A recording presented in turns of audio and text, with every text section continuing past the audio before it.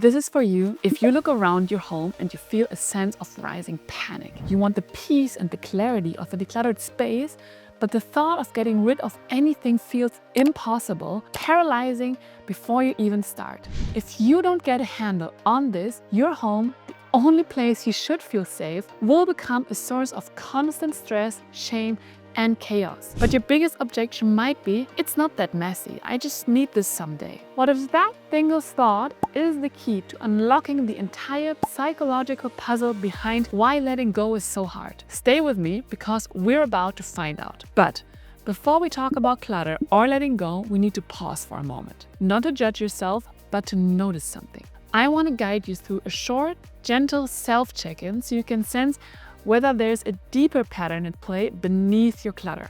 As you listen, just notice what resonates with you. Let's start. First question. Do you find it incredibly hard to part with possessions, even though your home feels overwhelming or actually even tight to live in? Or do you carry quite shame about how much you keep, even though knowing most of it isn't objectively valuable, yet you still feel unable to let it go? Notice your habits too. Do you stockpile food or toiletries far beyond what you need, feeling uneasy when supplies drop, even slightly? Or does shopping give you a brief lift, like followed quickly by regret or even disappointment? And beneath all of that, do you sense like a lingering feeling of lack, less safety, less love, less appreciation that you need? If any of this stirred something in you, that's important. It doesn't mean it's wrong with you. It simply suggests that your clutter may be tied to something deeper than mess or disorganization. So, now that we've named the feeling, let's look at the single thought that often keeps this pattern alive. The famous thought of,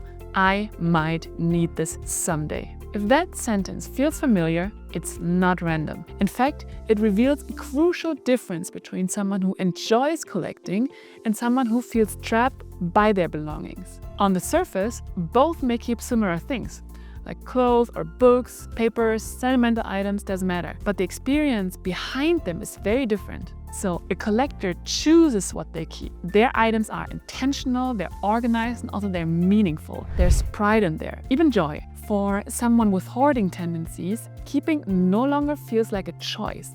It feels compulsory. The thought, I might need this someday, isn't about enjoyment. It's actually about fear. The fear of loss, the fear of being unprepared, the fear of regret. So instead of comfort, the item creates actually anxiety. Instead of pride, there is shame. Instead of safety, there's a sense of losing control. So here's the key insight. The difference isn't what you keep, it's how it makes you feel. The collector feels joy versus anxiety, pride versus shame, choice versus compulsion. The problem isn't the objects, it's the emotional weight attached to them.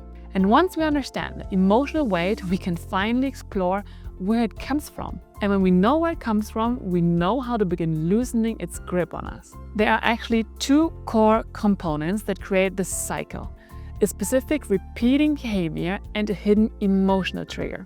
Once you see exactly how these two pieces connect, the overwhelming chaos you feel finally start to make sense to you. So let's first have a look at the behavior. A person with these tendencies feels a powerful urge to own things and accumulate them, even when they're actually not needed. This is often supercharged by uncontrolled shopping and also a constant hunt for bargains that feel too good to pass up. Over time, this behavior becomes overwhelming. You can no longer find your way around your own chaos. And also you feel ashamed and also you feel paralyzed. You desperately want to change, but you have no idea where to even begin. And now for the hidden trigger. This behavior is almost always a response to a deep, profound feeling of lack. For some, this comes from having experienced like real material deprivation in the past. For many others, it's an emotional void, a profound lack of attention, of love or appreciation in their life. And here's the connection that changes everything.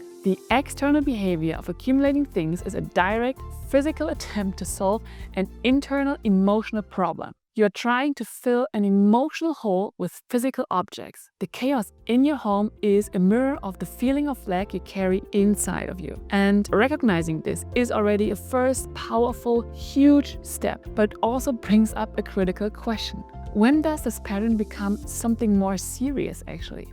It is crucial that we make a clear distinction for your own well-being here right now. In this section, we are going to draw a very important line in the sand. This is not to create fear, but to empower you, okay? Understanding this distinction is a vital act of self-care that will actually help you with confidence what your next right step should be. Because it's important to make a gentle distinction here. The patterns we're discussing here are for self-reflection. They are very different from the clinical diagnosis of hoarding disorder, which is a serious condition that requires professional support, okay? Hoarding disorder involves a persistent, severe difficulty in parting with any possessions, regardless of their value. And this results in clutter that is so extreme that it can make living space actually unsafe, unsanitary, or unusable. A person with tendency, like we described before, is generally willing to accept help and also deeply longs for an orderly home and a tidier life, even though they feel paralyzed. They suffer from clutter. And this video is an educational space for a compassionate reflection,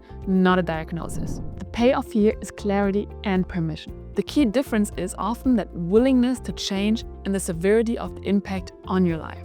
If you feel your situation is severe, or it causes you significant distress, or makes your home unsafe, please consider seeking support from a mental health professional. It's not a sign of failure, please believe me this, it's a true and profound sign of strength. So, whether your pattern is mild or more challenging, the path forward begins with the same compassionate, practical steps. So, let's talk about real solutions that address the root cause, not just a symptom of clutter. So, the question is, how do we finally break this cycle? I'm going to give you a 3-part strategy that helps you tackle the feeling of lack, and you can head on so you can finally start letting go of the things, okay?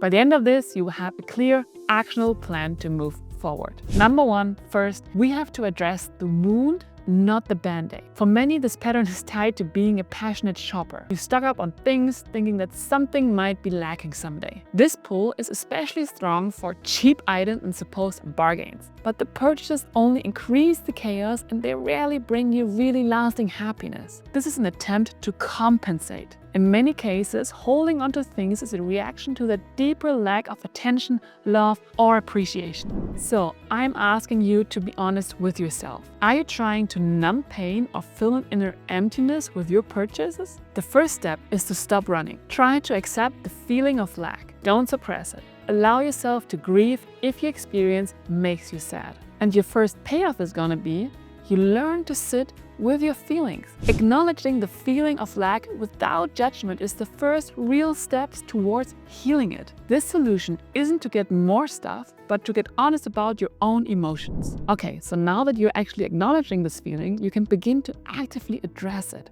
And this is where you replace the old habit with a new one. It can be helpful to impose a gentle shopping ban on yourself. Tell yourself that the next special offer may make your home fuller, but it will not make you happier. Instead of seeking fulfillment from things, you will seek it from experiences. Try to address the feeling of lack at its source. So, here's your second actionable payoff. You replace the isolating habit of accumulating with the connecting habit of shared experiences. Instead of hunting for bargains online alone or in shops alone, invite a neighbor for a coffee. Instead of going shopping by yourself, arrange to meet a friend for a walk. You constantly and actively choose connection over clutter.